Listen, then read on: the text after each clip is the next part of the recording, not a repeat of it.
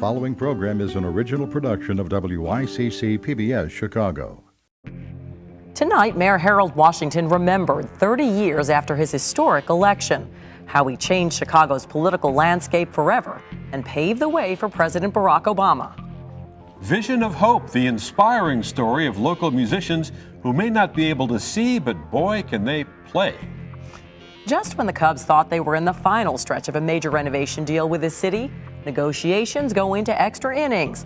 Will the Cubs ultimately hit it out of the ballpark or end up with a loss? And think it's expensive to park downtown now? Just wait. The longer you stay, the more you'll pay under a new city tax. Those stories and much more tonight on In the Loop.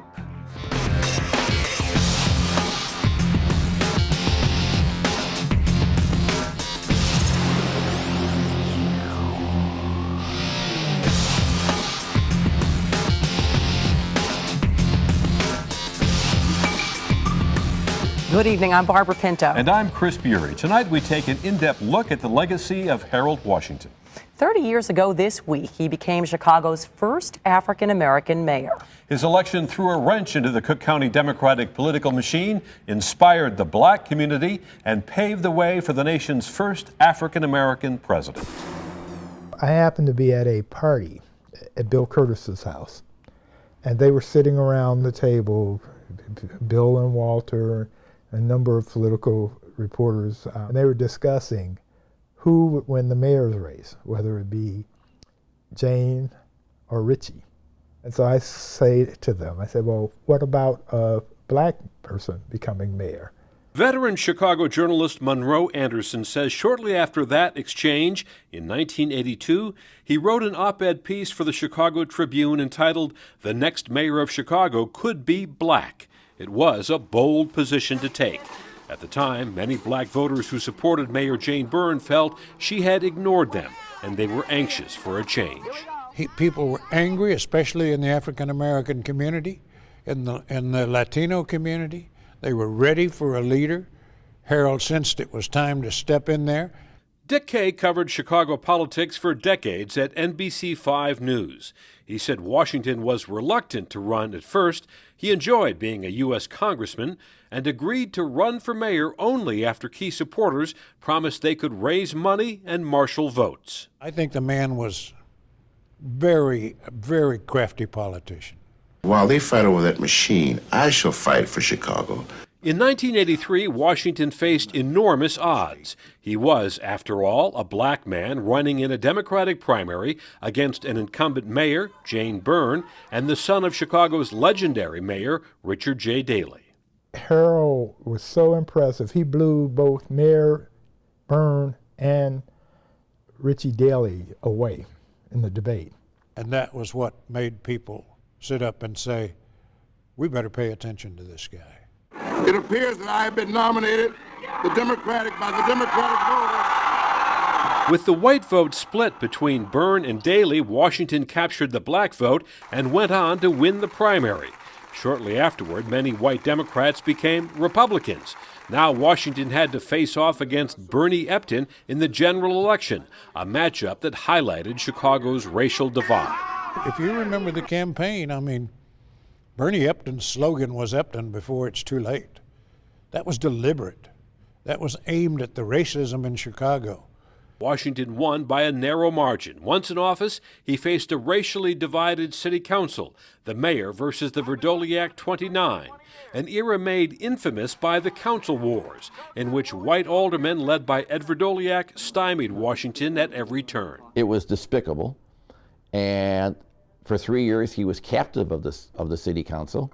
Paul Green is director of the Institute for Politics at Roosevelt University.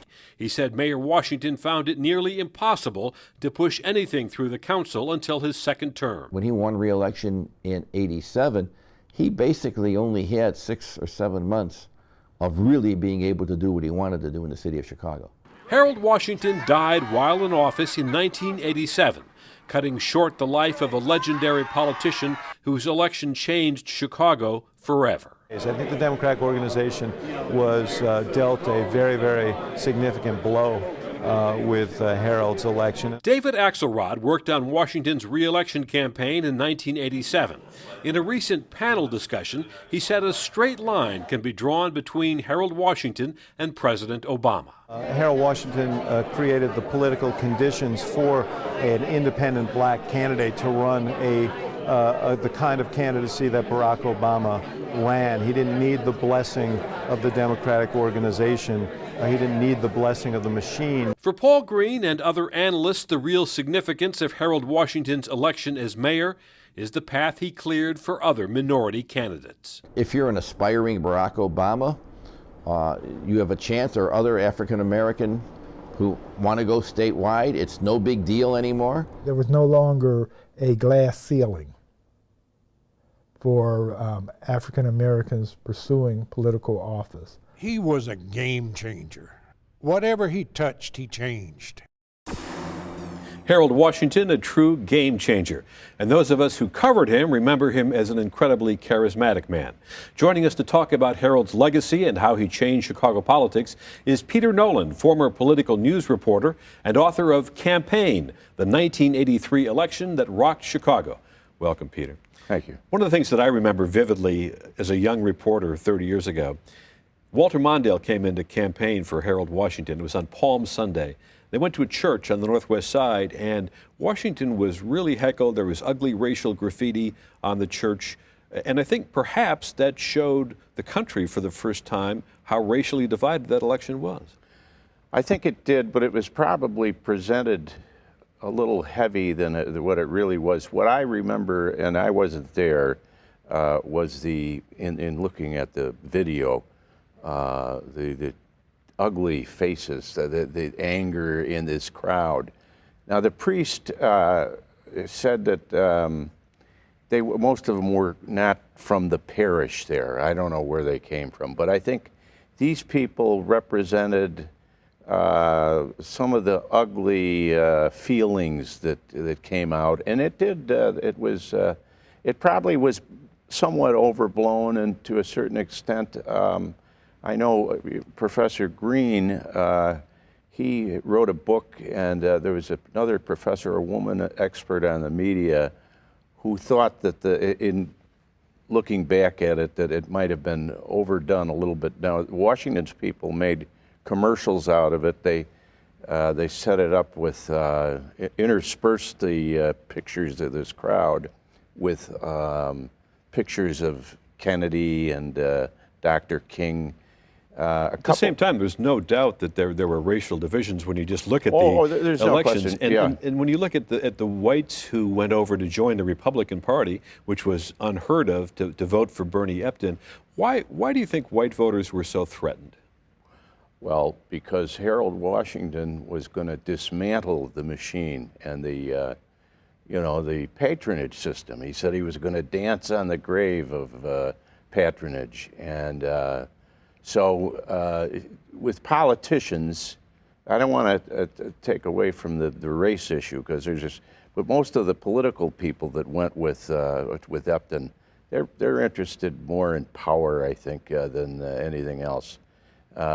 Yes, the city, there's no question, and I lived through a lot of that, was terribly racially divided. There was, and of course, Harold Washington made no apologies for appealing to his ethnic group, and he said it was the same as an Irish American or Italian American or any of the other ethnic groups throughout American history. Exactly, and as one of the guys in my book, Skinny Sheen, from the South Side, people tend to vote for their own kind, and so whites felt okay, but it's different, I think, because black folks had suffered so much in this country.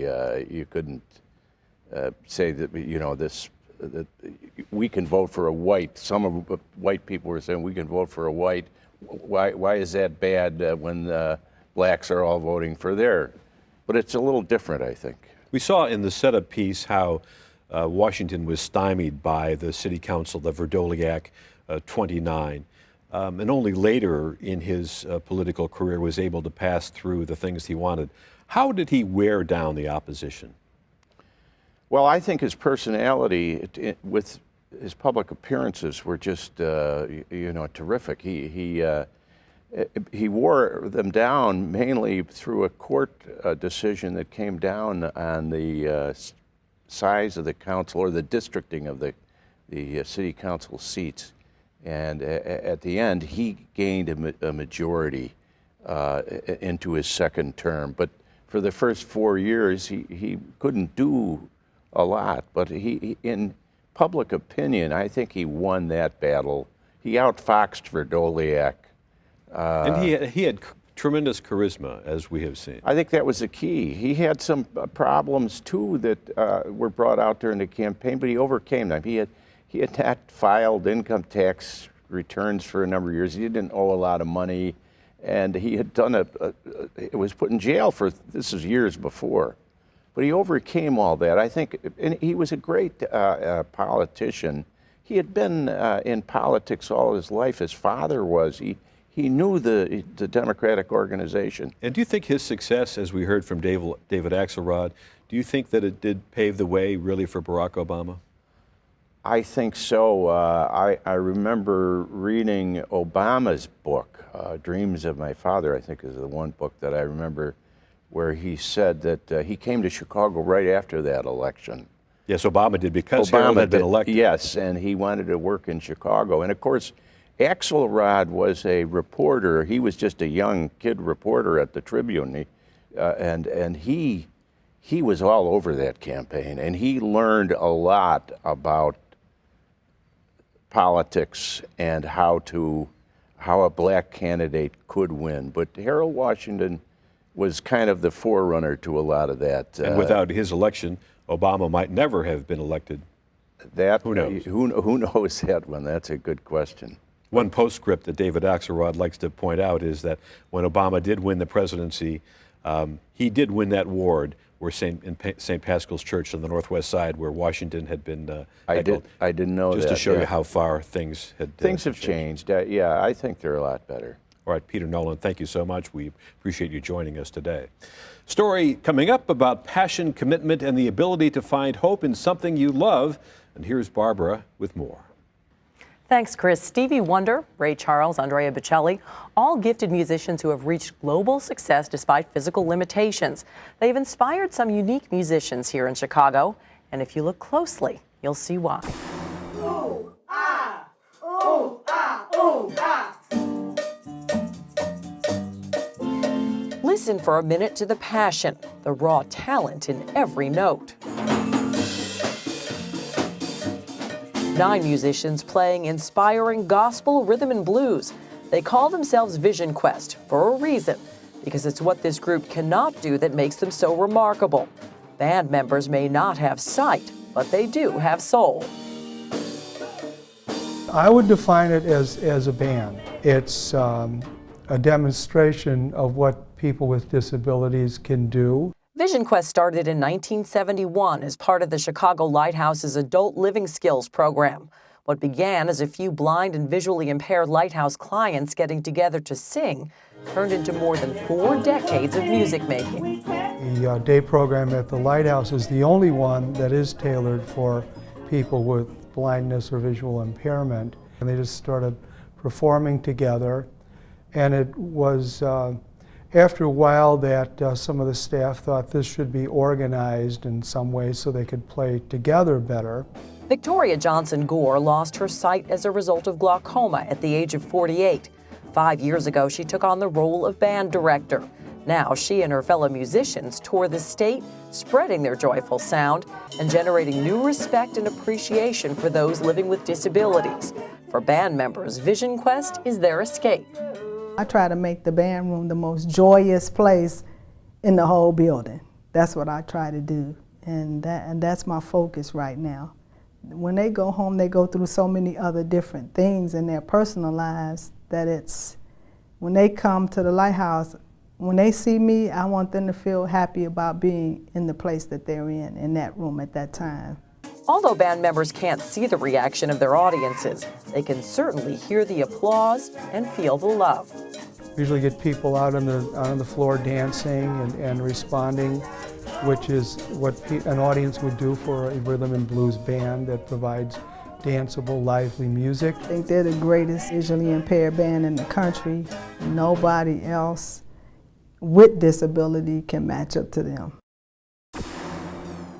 They sound great. We turn now from playing music to playing ball, and joining us tonight to discuss Wrigley Field renovation deal and other trending stories are entrepreneur Raymond Lambert, Executive Director of the Chicago Cultural Alliance, Rebeccah Sanders, and entrepreneur and New York Times small business blogger, Jay Goltz. Hello and welcome. Thanks for joining us today. Thank you. I wanted to start off with a disturbing new development for the Cubs. At some point yesterday, someone dropped off a severed goat head at Wrigley Field addressed to Tom Ricketts, the owner of the Cubs. I guess, Jay, we'll start with you. You're a long-suffering Cubs fan and a season ticket holder. Over 20 years. With a hat to prove it. What are we to make of this? I think the disturbing part is that it got to the news media. Look, it's a goat's head from a butcher shop that was dropped off there. I don't know that it should be big news. You know, there's a lot of people that are upset about a lot of things, but I don't think it's really relevant to I don't know. It's kind of, it evokes The Godfather or an Edward Albee play. Rebeccah, any? Well, I think it shows how passionate people feel about what's happening with Wrigley Field and trying to figure out, you know, what the community wants versus what the Cubs need, and people are passionate on both sides. I've never quite understood the whole Cubs thing, not being a Cubs fan. I don't get it, so nothing quite surprises me. I mean, it's pretty scary, actually. Let's move to the negotiations. I mean, clearly we thought we'd have a deal on opening day on these hundreds of millions of dollars worth of renovations. The deal never showed up on opening day. The mayor did, but said nothing about this. Part of the sticking points involve 16 rooftop owners, all with sightlines into Wrigley, none of whom have a seat at the table for these negotiations. And we asked some fans at Wrigley on opening day what they had to say about this, and let's take a listen. Well, the real fans actually come to Wrigley Field. There's no need for a rooftop. What have the rooftops done for me? Nothing. To me, the rooftops are not the ballpark. They can't put the people out of business that have spent millions already on these rooftops. They should be thankful that the Cubs are allowing them to have sightlines. I understand they have a contract and all that, and the Cubs are making some money off that, but it's the Cubs' product, so the Cubs should be allowed to maximize every square inch of Wrigley Field they want, if that includes putting up signs and Jumbotron. Living here, I'm not too concerned with the rooftops either. I'm sure those people aren't going to like to hear that, but yeah, they need to do something. Raymond, you're a business owner. These rooftop owners are contractually linked to the Cubs for the next few years. Do they deserve a seat at the table? That's a tough call for me. I understand that it's a Cub product. I really do. I do understand it. I do think that stadium needs to be renovated. I would think if I owned the stadium that I would want to have the option of doing whatever I need to do to maximize my profit. I'm not one for public taxpayer dollars supporting a business, such as the Cubs, but I think it would be the right thing to do. Whether or not they have any power to make any decisions, in the final decision, I think it would be nice to at least perhaps invite a few folks. Jay, your thoughts on this? When you buy a business, you get the good, the bad, and the ugly, and there's a legal contract that the Cubs had negotiated with the rooftop owners. They've got, 10 years left on it or so, and I don't think they can't just throw it away. So I don't know if they need to be at the table, but the Cubs are clearly going to have to deal with that. They bought a team. They had a legal agreement. They need to work that out with the rooftop owners. As a season ticket holder, I mean, is it frustrating for you to see this drag on? What are your thoughts on how this has been handled so far? As a season ticket holder, it's gotten more and more painful. The ticket prices are just higher than ever. Trying to sell some that you're not using has gotten more and more expensive, and it's become a very expensive proposition to be a season ticket holder, and people are holding out. But clearly, baseball's not in a vacuum, though. You're competing with teams all around the country that have a lot more money and a lot more night games and such, and the Cubs have to step up, or they're never going to be a contender. Just the fact that they have so many day games is clearly a disadvantage. Maybe it makes a difference in only 3-4 games a year, but that might make the difference between getting into playoffs. That and their heartbreaking record is also a disadvantage as well for people who live and die by the Cubs. One more question. I mean, Tom Ricketts said on opening day that the proposal to move to Rosemont was off the table. He plans to keep the team in Chicago. Rebeccah, do you think he gave away his key bargaining chip in making that announcement even before they have a deal? No, I don't think so, because I don't think that's a surprise. I think that one of the things that makes the Cubs so special is Wrigley. So I think you lose Wrigley, you lose a lot of the fans. You have to give him credit for not playing the old bluff of, oh, we're going to move the Cubs to Florida or something. I mean, you got to give the guy credit that he's playing fair and he's not pretending to set up another deal, because it's probably wouldn't be very credible anyway, because Wrigley Field is one of the few parks that's right in the middle of a city that has the whole package. Well, when we talk about driving to the city, we all think about parking. And the City Council yesterday passed a measure that institutes a 20% tax on parking during the weekdays, 18% on weekends, which if you're paying more than $25 a day, and many people do, for parking, that means your rates will go up. Your thoughts, on whether this has a direct impact or will have a direct impact on tourism? It's not necessarily going to have an impact on tourists, but I think it's really much more about the day-to-day people in Chicago that drive in for work, that people that don't have good access to public transportation, that they are going to be paying the cost. I think tourists that are going to come here and park and stay in, say, luxury hotels are probably going to pay anyway. Raymond, might this impact people who come to patronize your businesses? I'm sort of torn, because I'm a staunch supporter of public transportation. You just made a very valid point for those who don't have access to it. So when I initially heard about it, I thought it didn't bother me. Maybe that'll push more people to take public transportation into the city, where I think there's probably too many cars anyway. But what are you going to do? I don't think it'll impact. I don't think it'll have any impact. And I don't know how that measures up against other cities. I always felt like Chicago was pretty cheap to park in downtown compared to other major cities. San Francisco has a 25% across the board Mm-hmm. parking tax. New York City, 18%. Philadelphia, 20%. So we're kind of in the range cheap compared to San Francisco. Well, the fact is the city needs money. So no matter where you get it from, it's going to be painful. This seems like it's less painful than many of the other alternatives. So, if they got to do it, they got to do it. And you wonder, though, as you mentioned, public transit, could this backfire?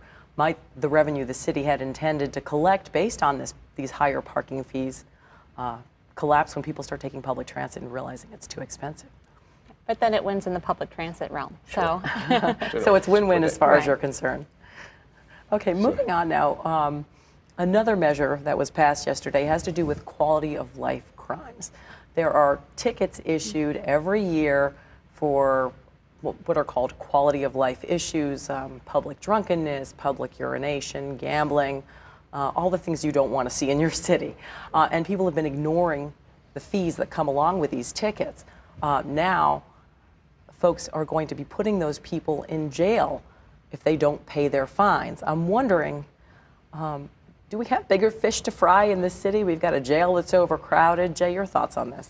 You talk about, let's just walk through a scenario. It's midnight, someone gets out of a bar, and they got to go really bad. You can't go knocking on someone's door. I'm just wondering how that's going to play out. They're going to be in an alley, and the police are going to show up with spotlights and a SWAT team and get your hands up. Well, maybe, it's there's some issues there. But I do think if there's a fine, then people should pay the fine. I don't know that doubling it from 500 to 1,000. How about getting all the people that were fined the 500 to pay the 500 instead of doubling $1,000? Seems like a rather severe price to pay for when nature calls. Rebeccah? Well, what I think is really interesting is that these fines are generally not collected. So, like Jay said, why are we going to double the fines? Why don't we look at collecting them? And how does doubling the fines actually address the issue that we're talking about, which is these are sort of gateway crimes to potentially larger crimes, talking about safety in neighborhoods. So should we be focused on safety in neighborhoods or collecting money for? That's the big question here. This kind of follows Rudy Giuliani's path in New York when he kind of passed a similar legislation about the aggressive squeegee men, and with the thought that if you get rid of some of these smaller infractions, people will have more pride in their city and feel better about maintaining it, and you'll get rid of some of the larger infractions as well. Do you see that, or do you think we're barking up the wrong tree? I think when I first saw this, I thought, what's going to end up happening? You're going to spend more money pursuing this than you do in actually collecting the money in the first place. So it's almost like, what is the point? Is the point what you were mentioning, is it really public safety, or is it collecting the revenue? And if it's collecting the revenue, let's focus on that we don't need that. I think they should unbundle some of those. I can't put public urination in the same thing with vandalism or gambling in the street. I just don't think they're the same thing. And I think putting them all together is a little silly, because I don't know what that's a gateway crime to what. That's what I'd like to know. It seems like they should handle them differently. Discussion for another time, I would imagine. You know, we'd be remiss if we didn't mention Roger Ebert. He passed last week. Tonight is a very public memorial for him at the Chicago Theater, outside of which his star is on the sidewalk. He died a day after announcing his cancer had returned, the cancer he'd battled. I just wonder quickly, we don't have that much time, but I just wanted to give him his due and just explain what we lost when we lost Roger Ebert. Well, fortunately, and I'll make it quick, I had last year where a film I produced was selected to participate in his film festival last year. So I had the opportunity to meet him, meet his family, and it was just surreal as a part of the Ebert Fest that takes place down in Champaign. And I mean, it's a phenomenal person who just, I mean, obviously was very good at what he did. And for the city of Chicago to have him, you know, this being his home, it's just almost surreal. And clearly it says a lot about him to make his memorial public. Yes. Since he was such a man of the people. Raymond Lambert, Rebeccah Sanders, and Jay Goltz, thank you so much for your time today. Chicago has more than 3,000 miles of sidewalks, but there's one stretch that has seen more foot traffic than any other. WBEZ hit the pavement to uncover Chicago's oldest sidewalk in this week's Curious City. Hi, I'm Rosemary Karuk, and I'm from Evanston, and I wrote to Curious City with my question of where is the oldest sidewalk located in Chicago, and how old is it?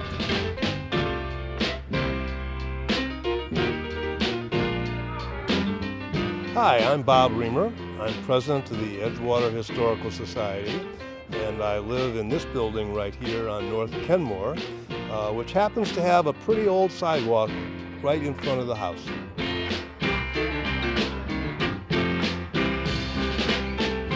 This is a wonderful neighborhood to live in because of all the history. Talking about history, the sidewalk we're standing on, which is a slate limestone kind of sidewalk, was here when they developed this area in the late 1880s, about 1889. And so these sidewalks are probably the oldest, if not one of the oldest sidewalks in the city of Chicago. Cool, that's what I was looking for. I had no idea it would turn out to be a slate sidewalk.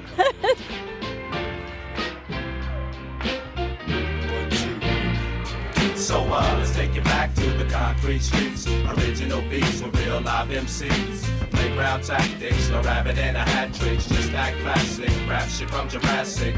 Let's take it back to the concrete streets. Original beats with real live MCs. I was just noticing these sidewalks around here seem really old.